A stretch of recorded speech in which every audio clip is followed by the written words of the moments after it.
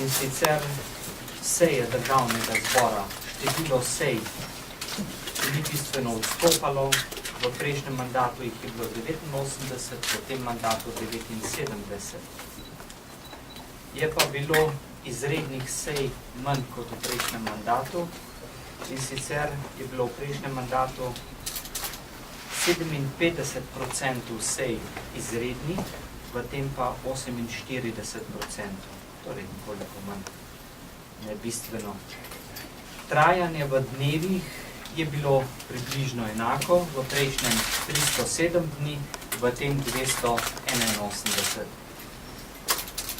Seveda, trajanje izrednih sej pa je v prejšnjem mandatu vzelo 21% delovnih dni sej, v tem mandatu pa 9%.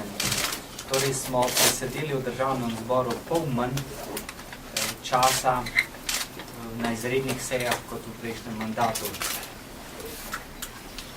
Sprejetih je bilo v prejšnjem mandatu 436 zakonov, v tem mandatu 468. Ni bistvene razlike. Je pa razlika v postopku.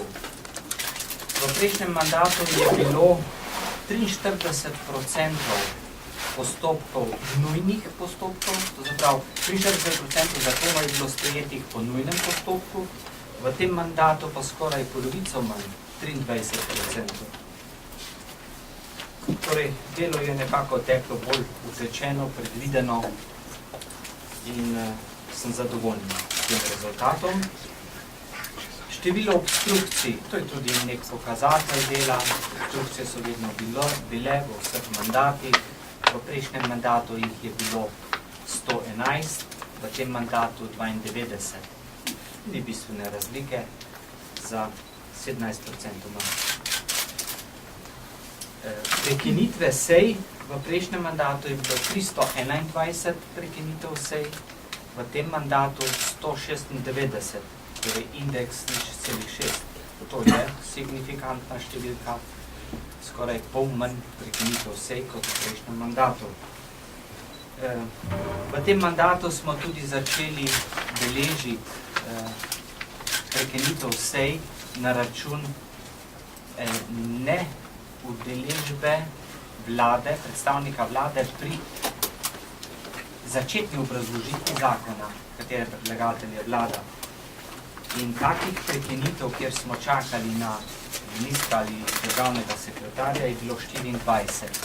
V prejšnjem mandatu se to ni registriralo, tako da se ne da primerjati. Je pa verjetno vzrok teh prekinitev bil to, da smo prišli na tekočo obravnavo točk, tako da če je recimo prejšnja točka bila zaključena 1 ali 2 uri prej, kot je bilo predvideno, smo nadaljevali z naslednjo in verjetno je bilo tudi to razlog, da niso predstavniki vlade pravočasno prihajali in smo jih potem čakali 24krat. Amandmaji. Število amandmajev je bilo v letošnjem oziroma v tem mandatu nekoliko manjše. V prejšnjem mandatu 14.587, v tem mandatu 11.600, torej indeks 0,8. Sprejetih je bilo v prejšnjem mandatu 56%, v tem mandatu 58%. To je neka stalnica, neka navaden odstotek sprejetih amandmajev. Je bilo pa v tem mandatu precej več amandmajev, ki so jih vlagali poslanci sprejeti.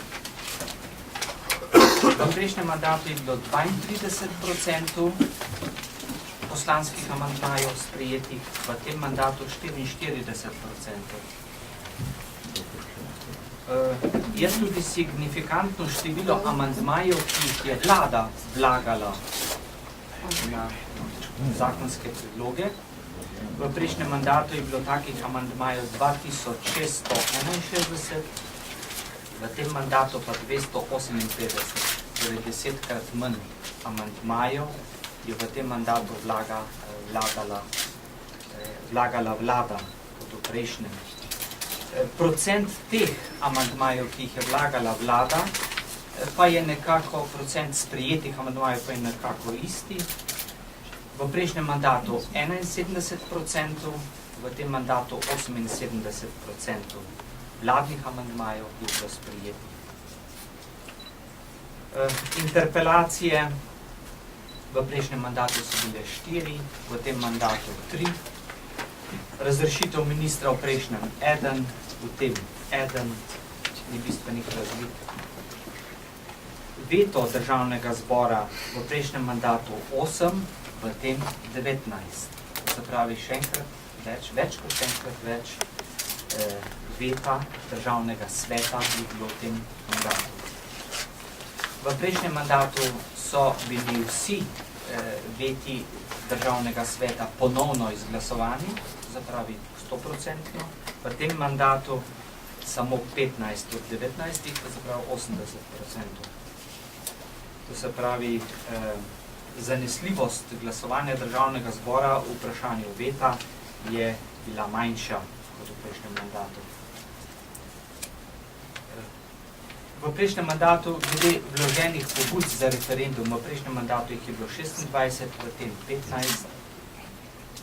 V prejšnjem mandatu je bilo 7 referendumov, v tem 3.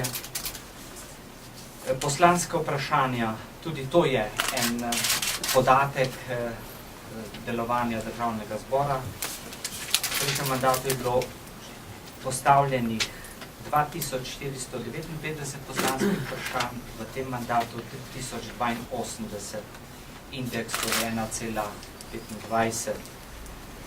Neodgovorjenih poslanskih vprašanj, to se pravi vprašanja, na katere vlada ni odgovorila do konca mandata, je bilo v prejšnjem mandatu 6,4%, v tem mandatu 3,3%. To se pravi, nekoliko bolje se je odrezala vlada v tem vprašanju. Glede mednarodne dejavnosti opažamo seveda tudi zaradi predsedovanja in zaradi članstva Evropske unije večji obseg in pa tudi premik. V prejšnjem mandatu je bilo zelo veliko bilateralnih obiskov, kjer je recimo naša delegacija obiskala tuj parlament ali pa smo sprejeli tujo delegacijo pri nas. Sedaj je bilo neprimerno več multilateralnih srečanj, to se pravi srečanj odborov nacionalnih parlamentov Evropske unije in podobno. Teh multilateralnih parlamentarnih srečanj je bilo v prejšnjem mandatu 393, v tem mandatu 549, torej indeks 1,4. Bilateralnih srečanj pa je bilo v prejšnjem mandatu 365, v tem pa 210, torej indeks 0,6. To je pač zaradi drugačne situacije Slovenije na mednarodnem prizorišču. Moram pa reči, da se je v tem mandatu zelo intenziviralo delo oziroma komunikacija z državami Zahodnega Balkana, torej z republikami nekdanje Jugoslavije. Mi smo imeli 40 takih srečanj, v prejšnjem mandatu komaj nekaj, kar je seveda tudi nekako odziv na priložnost, ki nam jo je predsedovanje nudilo, da smo izpostavili problematiko Zahodnega Balkana in to problematiko ohranili na dnevnem redu evropske politike. Kolegijev predsednika državnega zbora je bilo v prejšnjem mandatu 125, v tem 144. Delovna telesa so delala več. V prejšnjem mandatu so delovna telesa imela 1173 sej, v tem mandatu 1314, torej indeks 1,12. Preiskovalnih parlamentarnih komisij smo v prejšnjem mandatu imeli 2, v tem 4. To so znane, to je bilo prvo tožilstvo, katere preiskovalno komisijo je zahteval Državni svet, potem znana zadeva KAD, SOD, Mercator, skrajšano govorim, potem preiskovalna komisija 8x8, 6x6 in tako dalje. Moram reči, da pa je delo delovnih teles bilo zelo različno. Povprečno je delovno telo imelo 57 sej, mi smo imeli pa posamezna delovna telesa, posamezne odbore, ki so imeli po 174 sej, recimo odbor za EU zadeve, odbor za zunanjo politiko 138 sej, odbor za notranjo politiko 102, to se pravi 2 do 3-krat več dela kot drugi odbori. To je neka značilnost teh delovnih teles, kadar so oblikovani po posameznih ministerstvih. Torej, vsekakor pa so delovna telesa veliko delo opravila tudi v času predsedovanja.